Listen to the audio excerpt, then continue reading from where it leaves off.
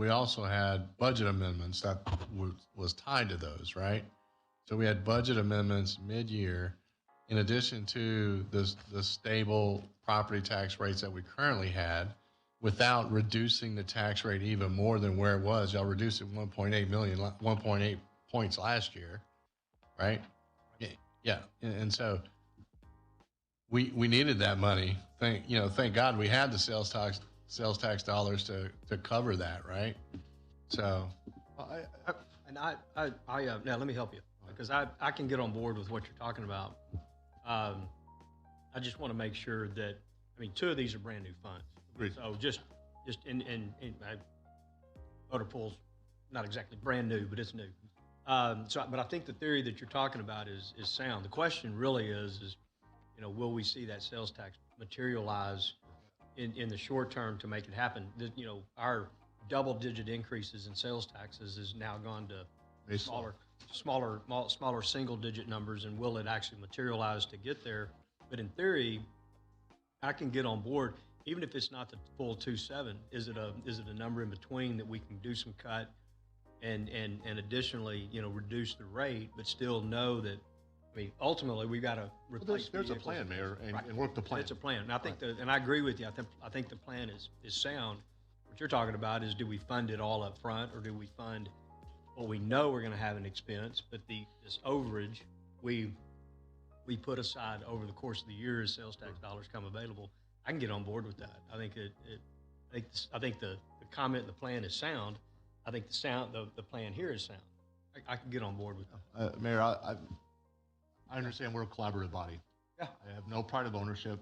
The number that the data provided amongst the three was 2.728. Yeah. I proposed 350. So 350 over 2.8 is a little bit more than 10%. I am open to somewhere in the middle. I'm sensitive to the fact we're all working really hard to address the needs of the taxpayer. We're also working to address the needs of facilities and motor pool and IT. If the fire truck isn't there, it doesn't work, then the firefighters are worthless because they can't get there. I understand that. But I just think it's when do you collect and do you have the plan? Can we hold 6 months in our minds that, hey, if $1.5 million comes in, that we need to pay into these three buckets? And I'm open to ideas. Okay. Remember, Carbone, you started to. Yeah, so I'd also like to see next meeting what our current sales tax projections are, and any current collection since we first rolled this out, kind of where trends headed. Because all this sounds good, but I mean, we had 3.6 million drop on us from sales tax, and if we can count on that, we can budget for it. So the number that we budgeted in was plus 3.5? 3.75. 3.75, which is probably a little, well, I don't say if it's aggressive or not. It's not leaving too much on the table. And I think the point too is that, we did see those double-digit increases the early part of last year, and as you've seen with those monthly sales tax reports, it's dropped down to the mid-single-digit numbers.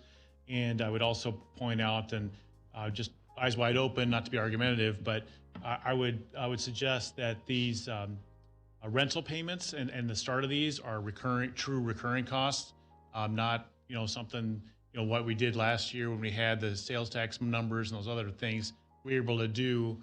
As Member Berry said, thank goodness we had that, and then we had the extra $2 million from that ambulance fee number. That's not going to be there this year. We know that for a fact. And so, but these rentals are true recurring costs for, my word, depreciation of those assets. I would like to add one more thing, Mr. Mayor, if you don't mind. And I think, and you guys have all heard me talk about this for the last few months, is that I would like to take a certain portion of our budget and dedicate that to drainage maintenance projects, right? And so if what we're saying here is skinny down the operations budget and rely on sales tax, I can see into the future, I've seen that crystal ball a million times, we're going to starve our drainage maintenance as we've done years past. And EDC's just recently passed I saw Matt in here. I think EDC just passed, agreed to spend $400,000 on assistance and the drainage plan. We're gonna, potentially spend $400,000 on a drainage plan, all in an effort to be able to understand where our drainage needs are for the city to avoid another 2017 Harvey incident. So let's not forget about that either. I mean, I know that's not on paper right here, but if we don't have a plan as council members to understand what the future of the city looks like, I think we're doomed to repeat it all over again. And I'm not saying that you don't have a great idea. I love the idea, and I'm 100% on the fiscal conservative side, but I would love to put a box right there that says drainage maintenance program, X amount of dollars, $2.5 million a year, that we can dedicate towards that. Now, I'm just using that number as a number. We're going to come up with a plan that determines what that number needs to look like. And in collaboration with BD4 and EDC, we're going to come up with some numbers and where we can all sink our teeth on an annual basis and to build consensus around getting these maintenance projects, these drainage projects done. So I understand the point. I'm not at all trying to shut that down at all, but I just want to be cognizant of that. So that's it. Good point. Member Koza? Clay, Eric, I don't know, just to give me a little history. In the 22 adopted budget, we were right around 99 million. It came in amended at about 106, about a $7 million difference. Where did the expenditures come from? Where did the money to pay for those expenditures come from? Because I mean, that's about a 7% hit to the budget in 1 year. So a lot of it was your significant growth in sales tax over the adopted budget. Very common among cities in this area. We all saw sales tax revenues that were exceedingly strong. That's petering off, and who knows what the future will hold. You always budget sales taxes pretty conservatively. The other portion, let me pull up the memo because that has all. Right. So if you want to go to the memo, page 4 of 85. Thank you.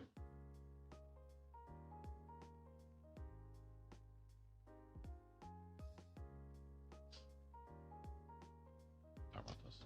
All right. So, Share. on, Just the share. oh, I'm sorry. So right off the bat, we got notice just before budget was adopted last year that we're going to have this one-time payment of $1.7 million additional for ambulance service cost settlements from the state. One-time grant. Normally we get about $400K. We're back to $400K this year. So there's 1.7 in your revenue. If I could add on that, you'll notice that the half of that, more than half of that, went to funding streets and sidewalks, which is traditionally how council has dealt with any additional revenues that come in during the year, whether it be sales tax or as in this case. So right off the bat, that's what was added for streets and sidewalks. Yep. $450,000 for an ambulance and $350,000 for capital project software. That completed budget amendment number 1. Budget amendment number 2 is what we call the carryovers memo. New council members won't have seen this yet, but it happens every year in the fall. Items that are budgeted for, in this case in FY22, but due to logistics reasons, we haven't really received yet, but we've got an order in hand for it. We'll move, this is that amendment to move that money into the next years. Council said, hey, it's okay to go spend $100K on a piece of equipment. We just haven't got it yet. We got to move the money. So that's what carryovers are. So to be clear, that comes from fund balance. So by definition, the fund balance is $1.2 million more than anticipated, but it's just a question which year it gets charged to. So. Budget amendment number 3, authorized preliminary engineering work for 12 future drainage projects, an expense of $655,000. Budget amendment number 4 authorized a one-time transfer out to the community grant program of $250,000. And then it also authorized a $191,000 for 21 flock cameras, some vigilant software, blue light analyst software, One Solution Freedom software, and drone UAS improvements. So this was sort of a police-focused budget amendment. It does have recurring costs associated with it, as you would expect with software. Budget amendment number 4. First, this is where we increase sales tax. We said, okay, we've had a number of months of good sales tax. It's time to recognize that, put it in the budget. We can expend it safely. We're above fund policy. We brought forward a list that council approved that authorized the West Side Event Center marquee sign replacement, bunker gear replacement, 60 sets in the fire department, replacement fire engine for $971,000, beginning to replace the fire department radios for $360K, the also new software for fire department records management, 2 additional dispatch workstations, reclassed a police officer position to sergeant. There was $120,000 for Keep Pearland Beautiful and $45,000 for consultant building inspection contracts or inspecting contractors over in community development. $137,000 for park maintenance contractual service to increase the level of service at our parks and their condition. $250,000 for Priority 1 generator repairs, $185K for heaters for all those generators. And then I'm going to start going just for the larger ones. $650,000 for preliminary engineering reports for a bond election. Eric, can I jump in real quickly just Yes, to make sir. one point of clarification, just because I know I get a lot of questions about this, but the $120,000 was not to keep Pearland Beautiful. It was to HHW Solutions, or Frontier actually, for their contractor.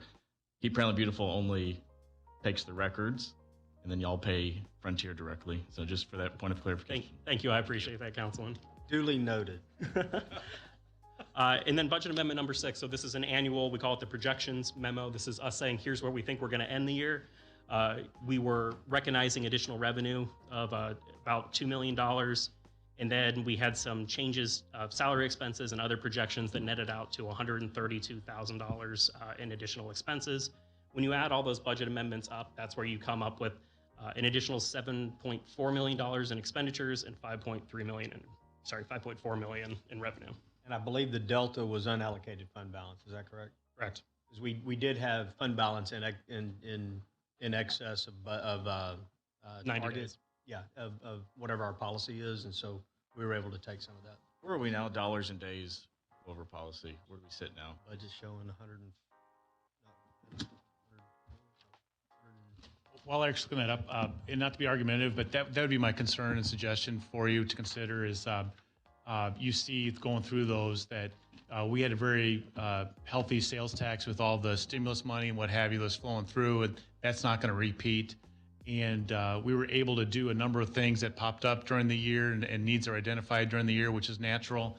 And I would suggest too, again, that those lease and rental payments are recurring underlying fundamental costs. And so I'd be concerned about A, being able to do those things that are going to pop up, and B, not being able to have the money to put into like we would hope. So what I was looking at there, coming down the revenue side from the sales tax aspect, I think it was about 3.4 as y'all were going through there that was strictly due to increased sales tax. That's what it looks like, yes. So I mean, in that neighborhood, we can't count on that. Right. I mean, that's just a bonus for that year. Okay, thank you. What was the days of? I couldn't find my slide on it, but this fund uses this year's budget uses a little bit of general fund balance, about $765,000, if I recall. And that brings us down to an estimated fund balance of 97.5 days. So you're still above your 90-day target. So if anything happens and we need that money, hurricane season's still about, these numbers are based off the FY22 audit, right? Yes. Rowans? Yeah, I was just going to ask one question on there that when we get into that and start looking at it, we pay out, what, $42 million a year on existing bonds that's been sold? General obligation, yeah. Yes. So, I mean, we got to get over that hump before we can go to over another one. But, so the impact on those, I believe it is 42 million something on bonds that's already been sold.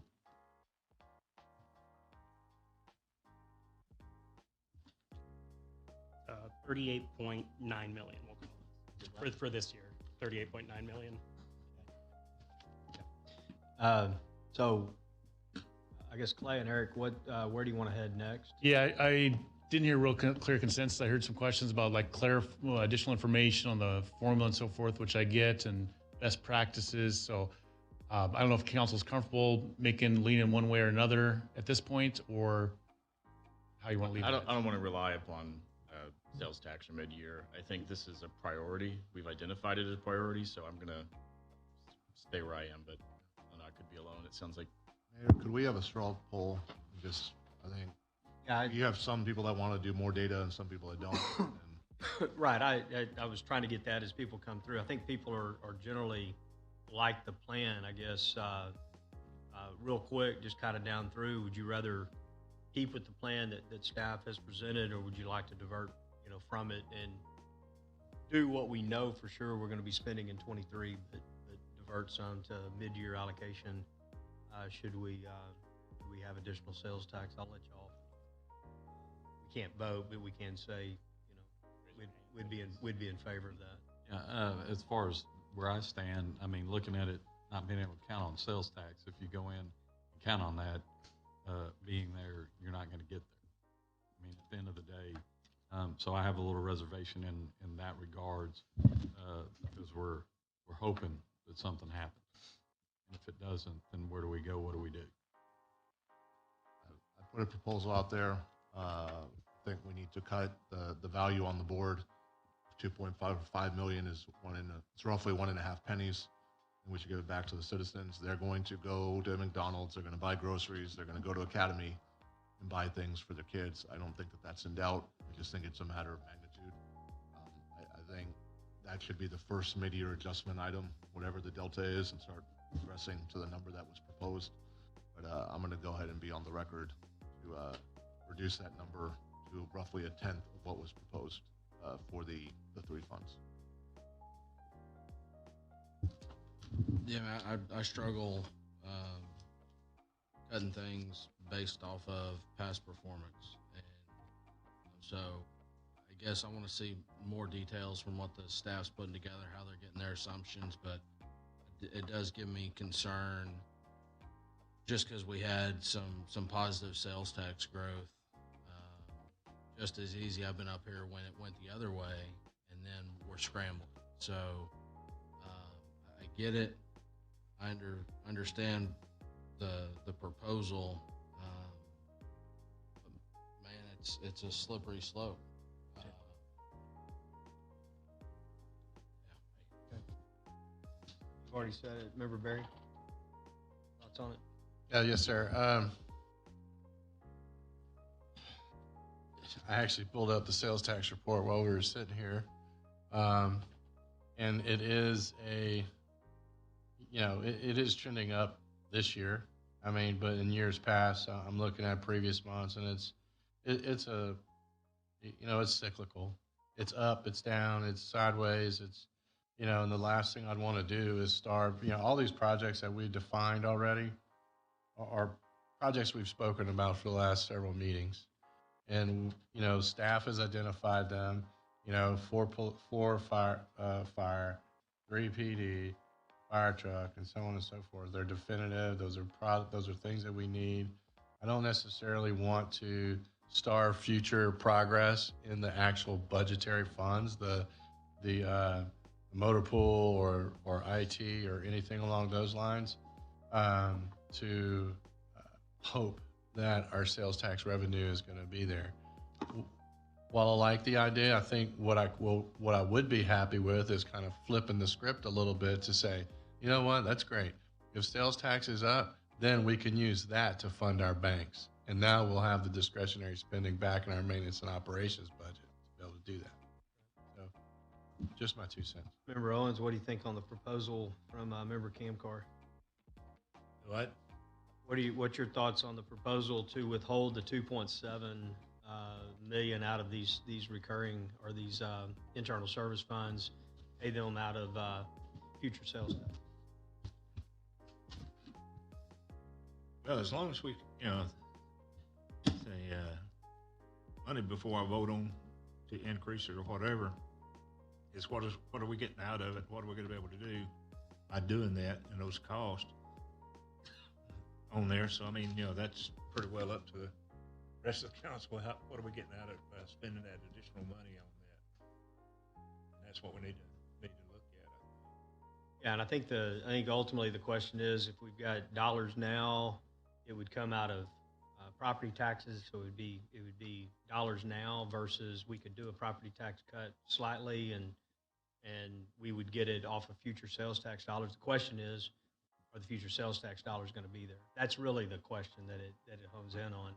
Is would the sales tax dollars actually be there? I just want to point out one thing of that big list that they have the memos of the 7.4 million. 2/3 of those were non-recurring items or one-time items. So I think that I just put in data out there. I'm not going to win this one. I get that. Doesn't sound like I'm going to win it. That's okay. But the difference between funding recurring items like these facilities funds out of dollars that are not property tax dollars, but sales tax does come in. Maybe some years it's heavy, some years it's lean. Starts to make a lot of sense because it's not on the front end, but those needs are there.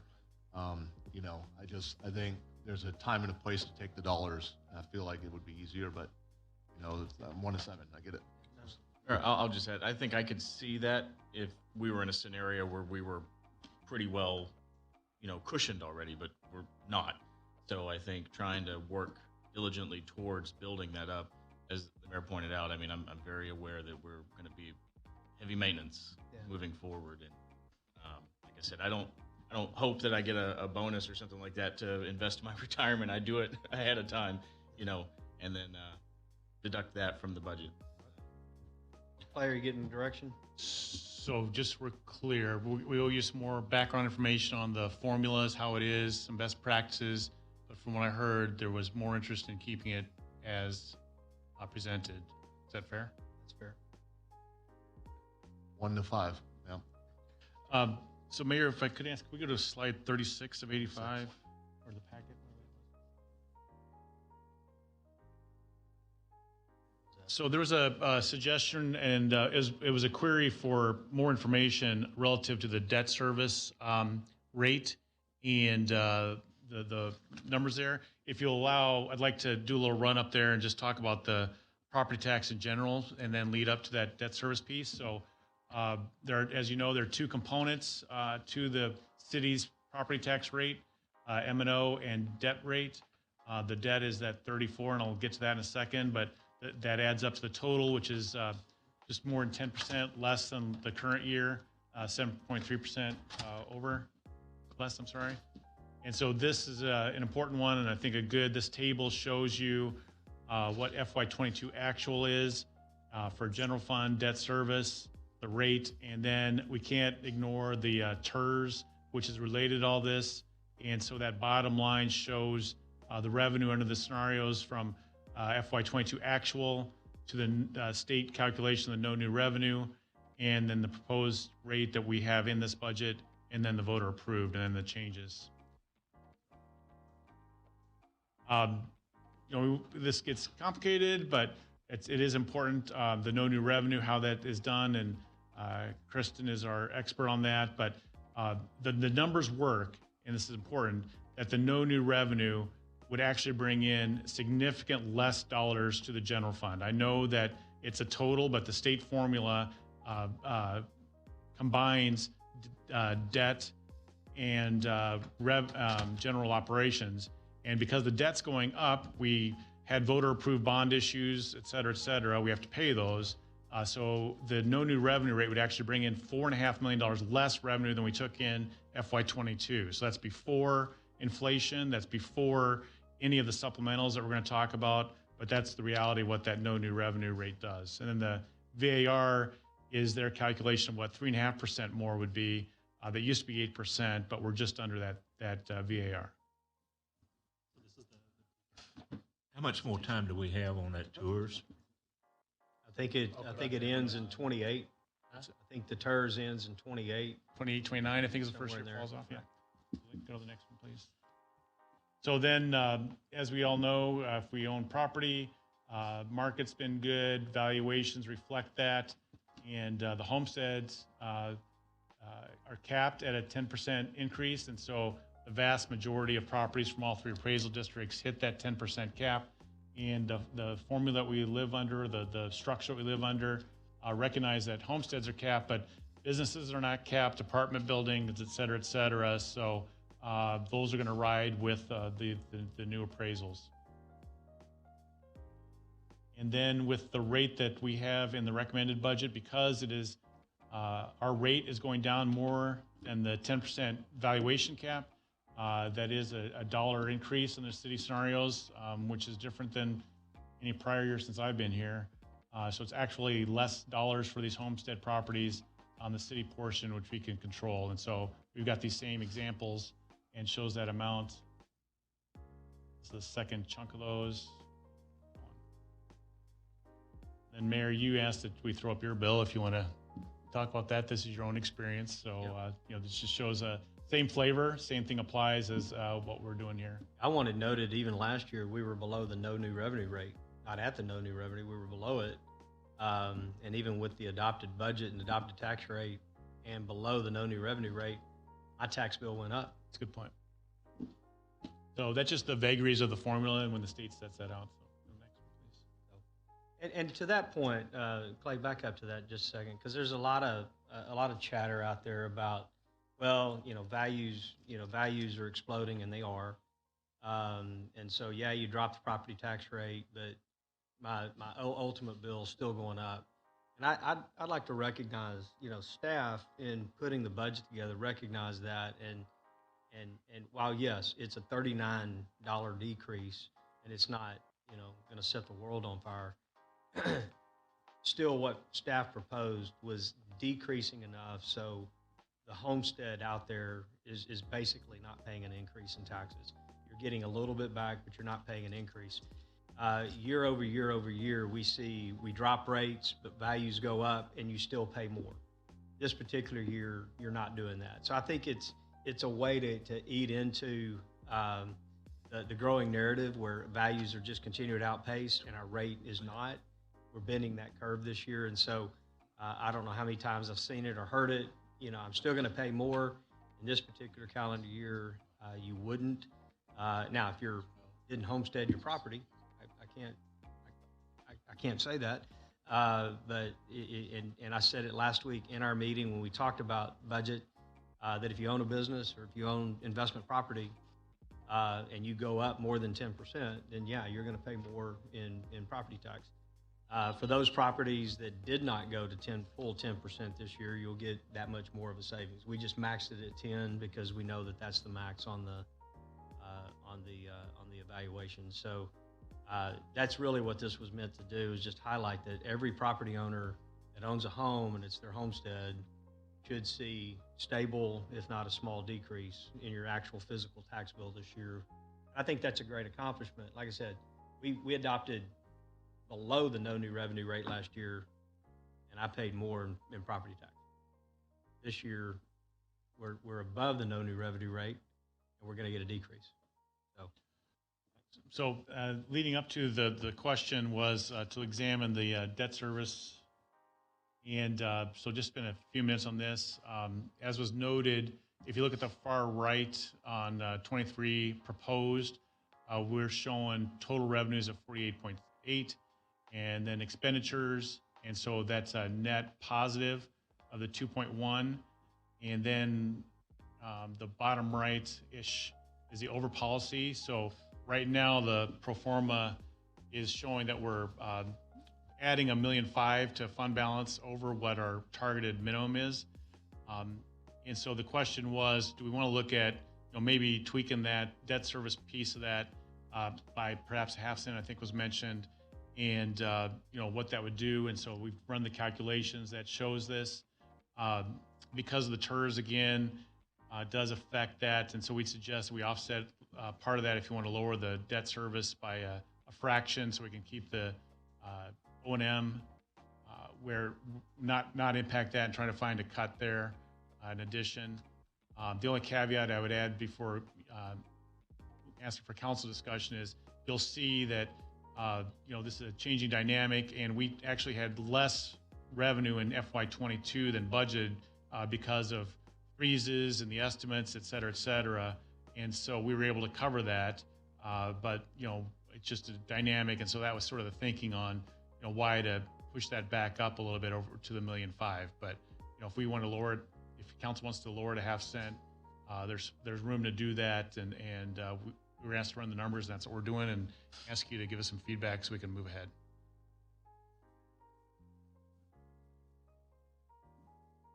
And real quick, on this, on the bond payment, not the mud rebates, but the bond payment there, Clay. Yep. I see a difference of $2 million-ish.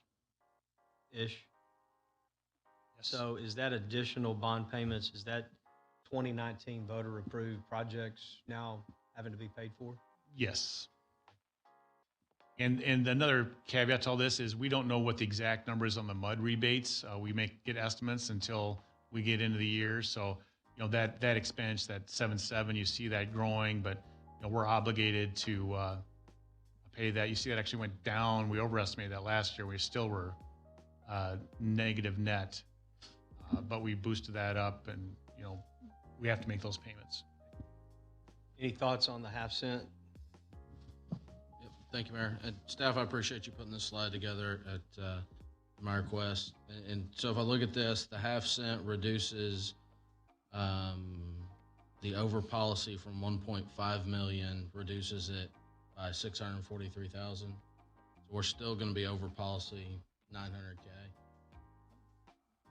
ish in the debt service. So even if we do come in light due to freezes or collections, we should still be whole on the debt service side. Yep. So really the question or the issue is, with the decrease in debt service, the effect on the admin fee to the O&M is going to be what, 175,000? Okay. Yeah. I appreciate you putting all this together. I'm in favor of it. I think we can trim the debt service rate a little bit. And in terms of O&M rate, I'd like to see it stay where it is.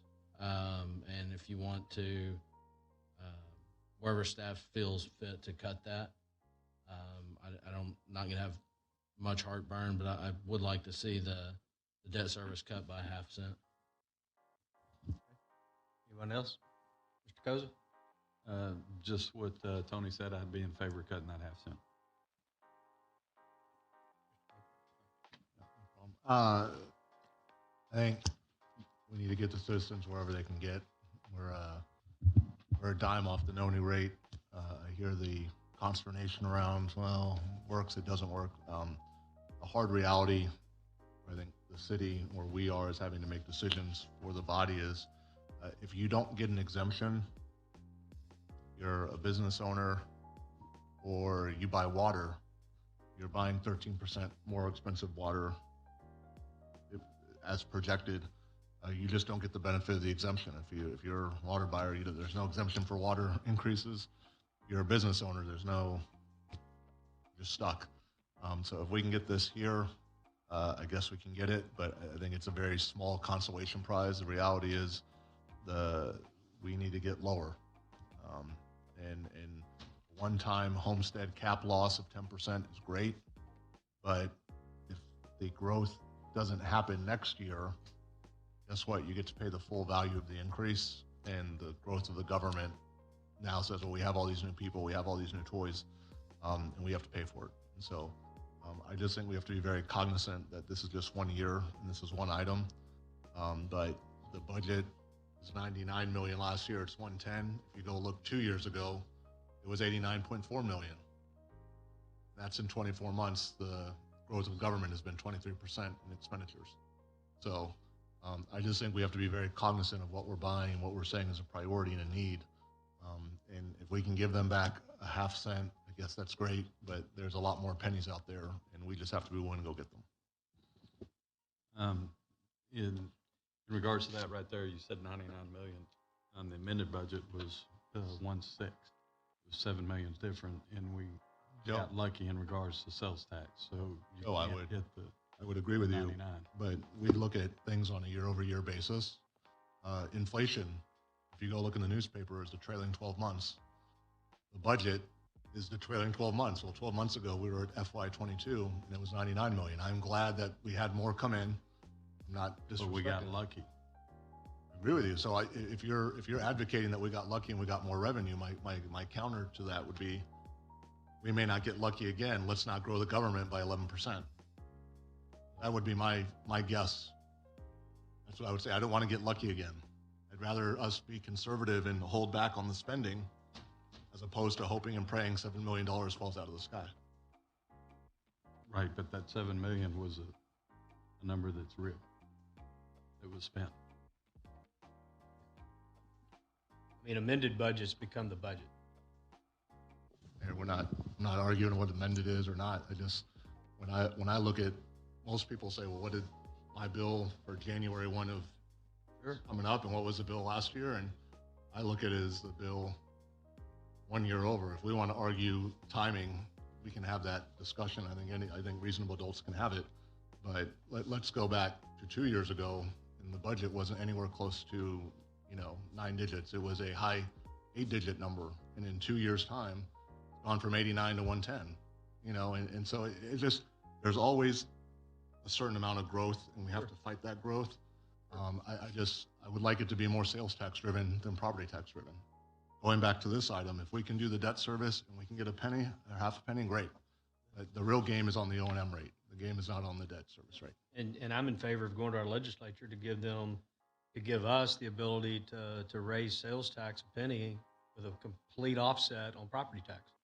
I'm all in favor of that, but I don't think our legislature will give us the ability because they don't like local government as it is. I wish they don't want us to have a decision in anything. Yeah, so I'd rather be in control of my own destiny than having the legislature having control of my destiny. And I'd rather advocate for more sales tax. I agree with you. That needs to be part of our legislative agenda. Give us the ability to go to the voters for a penny as to have direct offset on property tax. Under that scenario, we probably could lower property tax 15 to 18 cents just with 1 penny. That's how big of an impact it would be. That would be real property tax reform, not this no new revenue versus voter approved and all this up and down with the values, real value back in people's pockets. And I think it needs to be balanced because it isn't as stable as property taxes. So clearly, there's got to be a run up. We'll move on. Other guys have comments on this? Thank you, Mayor. So whereas I vehemently disagreed with you, Member Kamkar, on the internal service funds discussion, I kind of do agree with you here. Just kind of looking historically, we went from like 81 million one year to 90 million the next year to 99 million, which then ended up being 106.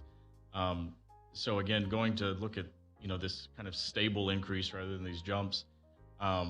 If we were to make up that 4.5 million that you're saying, Eric, that we would end up losing with the no new revenue rate, if you said previously pennies about 1.6, is that what it was roughly? So it would be about 2.8 pennies, I guess, there to kind of make up that 4.5. And then if we were to grow from that original amount, which I know there's some discussion up here about that, but if we started from the 99 million and let's say we increased it by 4% just to kind of keep up with inflation and do some of the priorities that we've at least identified, that would add another roughly 2.5 pennies. So that would, if you were to add all that together, it would be about a 2.7 cent decrease on the O&M side. That I guess then we could, from a mid-year perspective, try to, if we wanted to lean into sales tax a little bit more. That's kind of how I see it. So whereas I disagreed with Member Kamkar on the internal service fund side, from a growth perspective, just kind of watching, year over year, that's kind of where I'm landing with some of this, which I know would not put us in a position where we'd be able to fund everything. But whereas I previously have maybe chuckled with Member Owens, kind of one of his more famous phrases was, "It's not my job to figure out where the cuts come from." That's kind of where I land on this is I think we can probably come off of it just a little bit and focus on these incremental increases over time, try to get those to be more, more or less the same year over year, which I realize this is a special situation with the no new revenue rate. The one thing that I didn't see in here was, and I would like to take this into account, is you had mentioned that we had some previously uncollected revenues that were utilized to calculate the no new revenue rate. in this year from previous years? Do we know what that number is? Because I couldn't find that. No, there's a couple different things. That funds committed on there, that's what we had the tax assessor use as a plug number to get the rate down, but they've eliminated that in the formula, so that's no longer available on the table for us. Oh, okay. Got it. All right, well, I'll leave it there for now, Mayor. That's just, And to your other point, the next phase will be, we're going to go through the supplementals one by one, and you'll see that $5 million worth of things that match up with council priorities or not, and so we'll ask for your direction on that. I appreciate that. Thank you. Member Barry, any thoughts on the half cent? No, I want to thank Member Carbone for asking them to take a look at that, and I'd be in support of the half-cent reduction. Member Owens?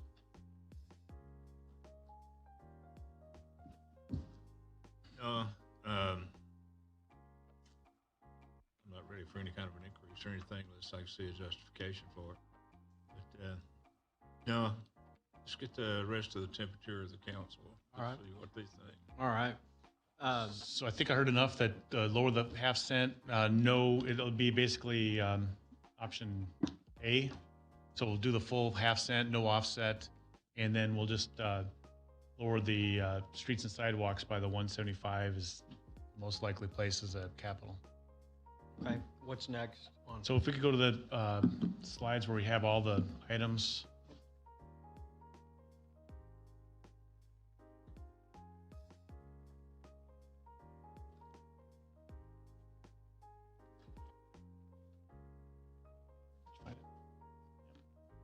The reason this is Yep. important, folks, while they're doing this, I want to go through this in the next slide, because we really need to have consensus. And for those in the public, the next time we meet as a council in the council meeting, first meeting in September, we'll have our first vote on the budget. So we need to give this direction to staff so they can kind of start putting it into final form for us to vote on. Obviously, the second vote in September will be the final vote. So just to get off on that, there's two slides, as you mentioned, Mayor. I think most of them are on here. This adds about $5 million to the general fund. And just like you said, let's try to get a consensus. The first thing is was highly recommended, reviewed. There was a meeting of the directors looking at all the supplementals, and everybody is technology dependent, and just to shore up and get basic frontline support on that. The recommendation was for a technology support specialist. This is a level 1 person that can go around and help people, with their hardware, software needs, and spread that out. So really, we need to go through these one at a time, but I'd like to hear, before we do, we at the council in our goal setting retreat talked about the Unified Development Code update or rewrite. It's cumbersome, it's difficult to understand. It was something that we put into our goals, we passed our goals, and so here it is to be funded. So we need to talk about that. Is that something we're still on track to do? We get into the community, safe community or firefighting positions. I'd like to hear from the chief on the 4. Why do we need the 4? What's the justification for the 4? What does that mean? In Councilmember Owens, what do we get for that, and how does it change us? Same thing on the police side. Oh, and your fire office assistants part-time as well, and same thing with police equipment and 2 officers and telecommunications. There's a lot of money wrapped up in that middle safe community right there, and just kind of like to hear the justification. And obviously we have members of the public here tonight and also listening in. Sustainable infrastructure, we all talked about enhanced drainage. That's what this drainage crew and Public Works, the 662, we asked staff to put that in the budget. And so are we still on track, with that? And then some of the others. So I'd like to hear from the chiefs on this middle component first, and then go from there. Chief Taylor, you want to talk about the 2 fire supplementals, sir? Absolutely. For the 4 firefighter positions, Mayor, that's 4 positions that are needed to get us to a level where we can operate without having to look at overtime and rely on that as heavily as we do. Our daily minimum staffing is 42 firefighters per day, and that equates to all of our fire equipment, our apparatus, as well as our ambulances. So 42 is our daily minimum staffing. And for years, when we made the transfer from a volunteer department 10 years ago to a professional department, one thing that has been a practice is we've hired it at a 1-to-1 ratio, which what you need to take into effect whenever you hire the firefighters are the city benefits that are given that you have to take, sick leave, vacation leave, things of that nature. So for years at that 1-to-1 ratio, what it's done for us is put us just over that threshold with 42 minimum firefighters. We currently have 43 on one shift and 44 on two of our shifts. And so on a normal day, you let off 5 for vacation. So you're already in the hole for overtime as soon as you let people off. And so we've done a couple of measures temporarily to try to offset that, only allowing 4 off per day instead of 5. Also, at times, taking 1 ambulance out of service to be able to reduce that, not have to hire that much overtime. Our goal with adding these 4 firefighters is to creep up on that 1.2 to 1.3, which is the optimum ratio to have with your staffing in regard to the 42. So that would put us at 48.50 in that neighborhood per shift. What that does is it greatly reduces the reliability that we have on our overtime costs. It also reduces the amount of mandatory overtime that our firefighters are being hit. Currently, we have them on a 7-team rotation where they work a 48-96 shift, but on their 4 days off, they have teams where their second and third day